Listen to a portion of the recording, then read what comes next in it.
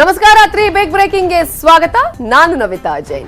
Corona virus ಆಯ್ತು, ಈಗ tomato ಜ್ವರ. 5 ವರ್ಷದ ಮಕ್ಕಳೇ ಟಾರ್ಗೆಟ್.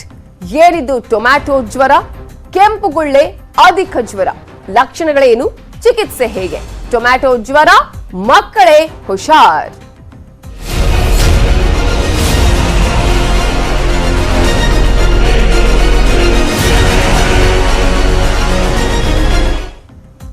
ಕೊರೋನಾ ನಡುವೆ ರಾಜ್ಯದಲ್ಲಿ ಈಗ ಮತ್ತೊಂದು ಹೊಸ ಆತಂಕ ಶುರುವಾಗಿದೆ.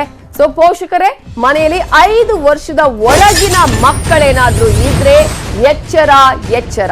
ಯಾಕಂದ್ರೆ ಮಕ್ಕಳಿಗೆ ಜ್ವರ, ಅಲರ್ಜಿ, ನೆಗಡಿ, ಕೆಮ್ಮು ಜಾಸ್ತಿ ಏನಾದ್ರೂ ಆಗಿದೆ, ಇದು ಏನೋ ಈಗ ಮಳೆ ಬರ್ತಾ ಇದೆ ಆ ಕಾರಣಕ್ಕಾಗ್ತಾ ಇದೆ ಅಂತ ಅಂದ್ಕೊಳ್ಳೋದಕ್ಕೆ ಹೋಗ್ಬೇಡಿ. ಮಕ್ಕಳನ್ನ ಜಾಗ್ರತೆಯಿಂದ ನೋಡ್ಕೊಳ್ಳಿ, ಹುಷಾರ್. ರಾಜ್ಯಕ್ಕೆ ಕಾಲಿಟ್ಟಿರೋದು ಟೊಮ್ಯಾಟೊ ಜ್ವರ. 5 ವರ್ಷದ ಒಳಗಿನ ಮಕ್ಕಳಲ್ಲಿ ಕಾಣಿಸಿಕೊಳ್ತಾ ಇದೆ ಈ ಒಂದು ಟೊಮ್ಯಾಟೊ ಜ್ವರ. ಪಕ್ಕದ ಕೇರಳದಿಂದ ಕರ್ನಾಟಕಕ್ಕೂ ಕೂಡ ಕಾಲಿಟ್ಟಿದೆ ಈ ಟೊಮ್ಯಾಟೊ ಜ್ವರ. ಸೊ ಟೊಮ್ಯಾಟೊ ಜ್ವರ ಅಂದ್ರೆ ಏನು, ಮಕ್ಕಳಲ್ಲಿ ಈ ಒಂದು ವೈರಸ್ ಹೇಗೆ ಕಾಣಿಸಿಕೊಳ್ತಾ ಇದೆ ಅನ್ನೋದನ್ನು ಕೂಡ ನೋಡ್ತಾ ಹೋಗ್ಬೇಕಾಗತ್ತೆ. ಈಗಾಗಲೇ ಟೊಮ್ಯಾಟೊ ಜ್ವರ ಅಂದ್ರೆ ಮಕ್ಕಳಲ್ಲಿ ಕಾಣಿಸ್ತಾ ಇದೆ ಈ ಒಂದು ವೈರಸ್. 5 ವರ್ಷದ ಒಳಗಿನ ಮಕ್ಕಳನ್ನೇ ಬಾಧಿಸ್ತಾ ಇದೆ ಈ ವೈರಸ್. ಆರೋಗ್ಯ ಇಲಾಖೆಯಿಂದ ಭಾರಿ ಕಟ್ಟೆಚ್ಚರದ ಘೋಷಣೆಯನ್ನ ಈಗಾಗಲೇ ಮಾಡಲಾಗಿದೆ. ಕೇರಳದ ಗಡಿ ಜಿಲ್ಲೆಯಲ್ಲಿ ಆರೋಗ್ಯ ಇಲಾಖೆ ಕಟ್ಟೆಚ್ಚರವನ್ನ ವಹಿಸಿದೆ ಆಲ್ರೆಡಿ. ಎಲ್ಲೆಲ್ಲಿ? ದಕ್ಷಿಣ ಕನ್ನಡ, ಉಡುಪಿ, ಮೈಸೂರು, ಚಾಮರಾಜನಗರದಲ್ಲಿ ಅಲರ್ಟ್ ಅನ್ನ ಮಾಡಲಾಗಿದೆ. ಟೊಮ್ಯಾಟೊ ಜ್ವರದ ಲಕ್ಷಣಗಳೇನಾದ್ರೂ ಕಂಡು ಬಂದ್ರೆ ತಕ್ಷಣವೇ ತಿಳಿಸಬೇಕು ಅಂತ ಹೇಳಿ ಆರೋಗ್ಯ ಇಲಾಖೆ ಈಗಾಗಲೇ ಸೂಚನೆಯನ್ನ ಕೊಟ್ಟಿದೆ. ಆರೋಗ್ಯ ಸಚಿವರಾಗಿರುವ ಡಾಕ್ಟರ್ ಸುಧಾಕರ್ ಎಲ್ಲಾ ಜಿಲ್ಲಾ ಆರೋಗ್ಯ ಅಧಿಕಾರಿಗಳಿಗೆ ಈ ಬಗ್ಗೆ ಸೂಚನೆಯನ್ನ ಕೊಟ್ಟಿದ್ದಾರೆ. ಕೇರಳದ ಕೊಲ್ಲಂ ಜಿಲ್ಲೆಯಲ್ಲಿ 80ಕ್ಕೂ ಹೆಚ್ಚು ಮಕ್ಕಳಿಗೆ ಟೊಮ್ಯಾಟೊ ಜ್ವರ ಕಾಣಿಸಿಕೊಳ್ತಿದ್ದು ಕೇರಳ ಸರ್ಕಾರ ಹೈ ಅಲರ್ಟ್ ಅನ್ನ ಘೋಷಣೆ ಮಾಡಿದೆ. ಹಾಗಾದ್ರೆ ಏನಿದು ಟೊಮ್ಯಾಟೊ ಜ್ವರ ಅನ್ನೋದನ್ನ ನೋಡ್ತಾ ಹೋಗೋಣ. ಅದರ ಲಕ್ಷಣಗಳು ಏನು, ಯಾವ ರೀತಿಯಾಗಿ ಮುನ್ನೆಚ್ಚರಿಕಾ ಕ್ರಮಗಳನ್ನ ತೆಗೆದುಕೊಳ್ಬೇಕು ಅಂತ ನೋಡ್ತಾ ಹೋಗೋದಾದ್ರೆ, ಟೊಮೆಟೊ ಜ್ವರ ಏನು? 5 ವರ್ಷದ ಒಳಗಿನ ಮಕ್ಕಳಿಗೆ ಕಾಡ್ತಾ ಇರುವಂತಹ ಒಂದು ಕಾಯಿಲೆ. ಮಕ್ಕಳ ದೇಹ, ಮುಖದಲ್ಲಿ ಅಲರ್ಜಿ ಆಗ್ತಾ ಇರೋದು, ಕೆಂಪು ಗುಳ್ಳೆಗಳು ಹಂತ ಹಂತವಾಗಿ ಹರಡ್ತಾ ಇರುವಂತದ್ದು. ಹಾಗೇನೆ ಈ ಒಂದು ವಿಚಾರಕ್ಕೆ ಸಂಬಂಧಪಟ್ಟ ಹಾಗೆ ಅದರ ಲಕ್ಷಣಗಳನ್ನ ನಾವು ನೋಡ್ತಾ ಹೋಗೋದಾದ್ರೆ ಏನೇನು ಲಕ್ಷಣಗಳಿದೆ? ಹೊಟ್ಟೆ ನೋವು, ಕೀಲು, ಊತ ಆಗೋದು, ಕೆಮ್ಮ ಬರೋದು, ಸುಸ್ತು ಉಂಟಾಗೋದು ಮಕ್ಕಳಲ್ಲಿ, ನೆಗಡಿ ಇರೋದು, ನಿರ್ಜಲೀಕರಣ ಇರೋದು, ವಾಕರಿಕೆ ಬರೋದು, ಹೀಗೆ ಅನೇಕ ರೋಗ ಲಕ್ಷಣಗಳನ್ನ ಕಾಣಬಹುದು.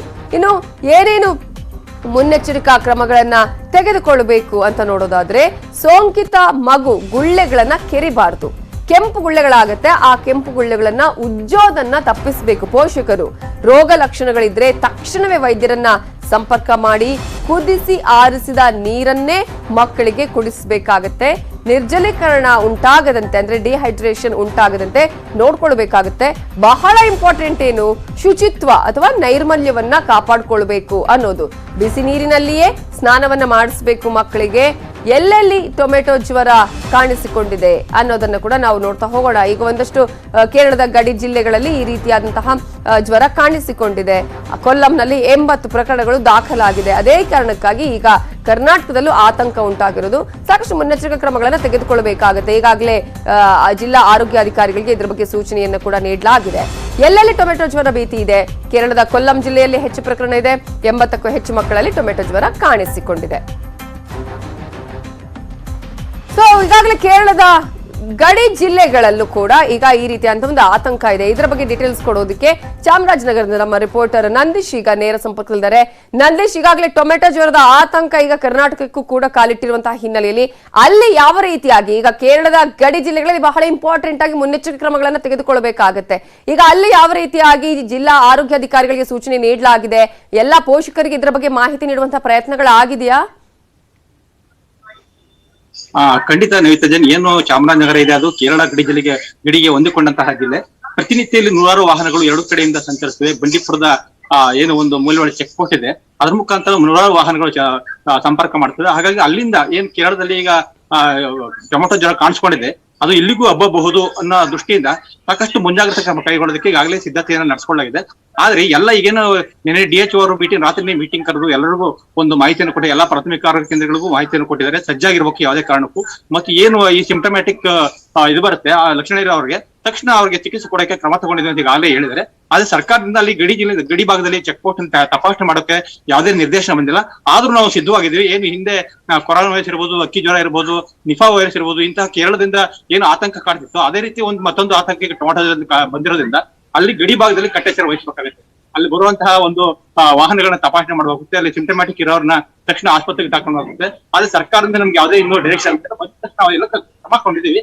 ಅದು ಸರ್ಕಾರ ನಿರ್ದೇಶನ ಬಂದ ತಕ್ಷಣ ಅಲ್ಲಿ ಬರುವಂತಹ ಎಲ್ಲಾ ವಾಹನಗಳನ್ನು ಚೆಕ್ ಮಾಡಿ ಪ್ರತಿಯೊಬ್ಬರು ಆರೋಗ್ಯ ತಪಾಸಣೆ ಮಾಡಿ ಯಾರಿಗೆ ಆತರ ಸಿಂಪ್ಟಮ್ಸ್ ಇದ್ರೆ ಅವ್ರನ್ನ ತಕ್ಷಣ ಚಿಕಿತ್ಸೆ ಕೊಡುವಂತ ಒಂದು ಕ್ರಮವನ್ನು ಕೈಗೊಳ್ತೀನಿ ಅಂತ ಈಗ ವೈದ್ಯಾಧಿಕಾರಿ ಹೇಳಿದ್ದಾರೆ.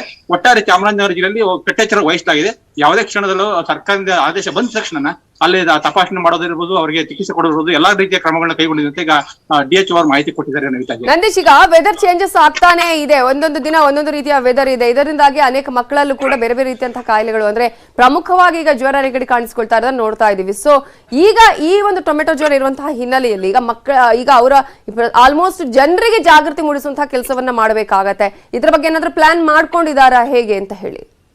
ಜನರಿಗೆ ಜಾಗೃತಿ ಮೂಡಿಸುವಂತಹ ಕಾರ್ಯಕ್ರಮಗಳು ಇನ್ನು ಯಾವುದೇ ರಾತ್ರಿ ಸರ್ಕಾರದಿಂದ ಒಂದು ಮಾಧ್ಯಮಗಳ ಮುಖಾಂತರ ಬಂದಿದೆ. ಆದ್ರೆ ಅಧಿಕೃತ ಯಾವುದೇ ಆದೇಶ ಬಂದಿಲ್ಲ. ಆದ್ರೂ ನಾವು ಯಾವ ರೀತಿ ಎಲ್ಲಾ ರೀತಿಯ ಮುನ್ನೆಚ್ಚರಿಕೆ ಕೈಗೊಂಡಿದ್ವಿ. ಈಗ ಆಲ್ರೆಡಿ ಮೆಡಿಕಲ್ ಆಫೀಸರ್ಸ್ ಒಂದು ಮೀಟಿಂಗ್ ಕರೆದು ಅವರಿಗೆಲ್ಲ ಒಂದು ಸೂಚನೆ ಕೊಟ್ಟಿದ್ವಿ, ಕಟ್ಟುನಿಟ್ಟಿನ ಸೂಚನೆ ಕೊಟ್ಟಿದ್ವಿ. ಎಲ್ಲೇ ರೀತಿ ಎಲ್ಲಾ ಕಡೆನೂ ಎಲ್ಲಾ ಹಳ್ಳಿಗಳಲ್ಲೂ ಅಲರ್ಟ್ ಆಗಿರ್ಬೇಕು. ಎಲ್ಲರೂ ಈ ತರದೊಂದು ಜ್ವರ ಲಕ್ಷಣ ಕಂಡು ಬಂದ್ರೆ, ಟೊಮೆಟೊ ಜ್ವರ ಲಕ್ಷಣ ಕಂಡು ಬಂದ್ರೆ ಅವ್ರ ತಕ್ಷಣ ಆಸ್ಪತ್ರೆಗೆ ದಾಖಲಿಸಿ ಅವ್ರು ಚಿಕಿತ್ಸೆ ಕೊಡಬೇಕು ಅಂತ ಹೇಳಿ ಈಗ DHO ತಿಳಿಸಿದ್ದಾರೆ. ಮತ್ತು ಜಿಲ್ಲಾಸ್ಪತ್ರೆ ಇರ್ಬೋದು ಅಥವಾ ಪ್ರಾಥಮಿಕ ಆರೋಗ್ಯ ಕೇಂದ್ರಗಳು, ತಾಲೂಕು ಆರೋಗ್ಯ ಕೇಂದ್ರಗಳು ಎಲ್ಲಾ ಕಡೆಗಳೂ ಸಹ ಸಜ್ಜಾಗಿದ್ದಾರೆ. ಅಂದ್ರೆ ಪ್ರಾಥಮಿಕ ಆರೋಗ್ಯ ಕೇಂದ್ರಗಳಲ್ಲಿ ಎಷ್ಟೋ ಬಾರಿ ಅದಕ್ಕೆ ಬೇಕಂತ ವ್ಯವಸ್ಥೆಗಳು ಇರೋದಿಲ್ಲ ಅಂತ ಹೇಳಿ ಈ ನಿಟ್ಟಿನಲ್ಲಿ ಕೂಡ ಕ್ರಮ ಕೈಗೊಳ್ಳುವಂತಹ ನಿಟ್ಟಿನಲ್ಲಿ ಪ್ರಯತ್ನಗಳು ಆಗ್ತಾ ಇದೆಯಾ? ಖಂಡಿತ ಪ್ರಯತ್ನ ಆಗಿದೆ. ಈಗ ಆಲ್ರೆಡಿ ಎಲ್ಲ ಮೆಡಿಕಲ್ ಆಫೀಸರ್ಸ್ ರಾತ್ರಿ ಮೀಟಿಂಗ್ ಕರೆದು DHO ಅವರು ಎಲ್ಲರಿಗೂ ಡೈರೆಕ್ಷನ್ ಕೊಟ್ಟಿದ್ದಾರೆ. ತಕ್ಷಣ ಈ ತರದ ಒಂದು ಜ್ವರ ಲಕ್ಷಣ ಕಂಡು ಬಂದ ತಕ್ಷಣ ಅವ್ರಿಗೆ ಚಿಕಿತ್ಸೆ ಕೊಡಬೇಕು ಅಂತ. ಆದ್ರೆ ಚಾಮರಾಜನಗರಕ್ಕೆ ಅಂತಹ ಹೇಳಿಕೊಳ್ಳುವಂತಹ ಒಂದು ಈ ಗಡಿ ಜಿಲ್ಲೆ ಆದ್ರೂ ಸಹ ಮಧ್ಯದಲ್ಲಿ ಸುಮಾರು 50ರಿಂದ 60 ಕಿಲೋಮೀಟರ್ ಕಾಡು ಬರೋದ್ರಿಂದ ತಕ್ಷಣ ಆ ತರದ್ದೇನು ಸಮಸ್ಯೆಗಳಾಗೋದಿಲ್ಲ. ಆದ್ರೆ ವಾಹನಗಳನ್ನ ತಪಾಸಣೆ ಮಾಡ್ಬೇಕಾಗುತ್ತೆ, ಖಂಡಿತ ಮಾಡ್ಲೇಬೇಕಾಗುತ್ತೆ. ಯಾಕಂದ್ರೆ ವಾಹನಗಳ ಮುಖಾಂತರ ಪ್ರತಿದಿನ ಸಾವಿರಾರು ಜನ ಪ್ರಯಾಣ ಮಾಡ್ತಾರೆ ಚಾಮರಾಜನಗರ ಜಿಲ್ಲೆ ಮತ್ತು ಮೈಸೂರಿಗೆ. ಮೈಸೂರಿಗೆ ಹೋಗ್ಬೇಕಾದ್ರೆ ಬೆಂಗಳೂರಿಗೆ ಹೋಗ್ಬೇಕಾದ್ರೆ ಕೇರಳದಿಂದ ಚಾಮರಾಜನಗರ ಜಿಲ್ಲೆ ಮುಂದೆ ಹಾದು ಹೋಗ್ಬೇಕು. ಹಾಗಾಗಿ ಗಡಿ ಭಾಗದಲ್ಲಿ ಏನ್ ಚೆಕ್ ಪೋಸ್ಟ್ ಗಳಿದೆ, ಒಂದು ಚೆಕ್ ಪೋಸ್ಟ್ ಇದೆ, ಒಂದೇ ಒಂದು ಮೂಲೆಯೊಳ ಚೆಕ್ ಪೋಸ್ಟ್ ಅಂತ. ಹಿಂದೆ ಕೊರೋನಾ ಸಂದರ್ಭದಲ್ಲಿ ಯಾವ ರೀತಿ ಕಟ್ಟುನಿಟ್ಟಿನ ಕ್ರಮ ಕೈಗೊಂಡಿದ್ರು ಆ ತರ ಒಂದು ಕಟ್ಟುನಿಟ್ಟಿನ ಕ್ರಮ ಕೈಗೊಳ್ಳಬೇಕೈತೆ. ಅದಕ್ಕೆ ಎಲ್ಲಾ ಸಿದ್ಧತೆ ಮಾಡ್ಕೊಂಡಿದ್ವಿ. ಸರ್ಕಾರದಿಂದ ಏನ್ ಡೈರೆಕ್ಷನ್ ಬರುತ್ತೆ ಅದರ ರೀತಿ ಕ್ರಮ ಕೈಗೊಳ್ಳಕ್ಕೆ ಎಲ್ಲಾ ರೀತಿ ರೆಡಿ ಇದೀವಿ ಅಂತ ಹೇಳಿ DHO ಅವರು ಮಾಹಿತಿ ಕೊಟ್ಟಿದ್ದಾರೆ. ನವಿತಾ ಜೈನ್. Thank you Nandish ಡೀಟೇಲ್ಸ್ಗೆ.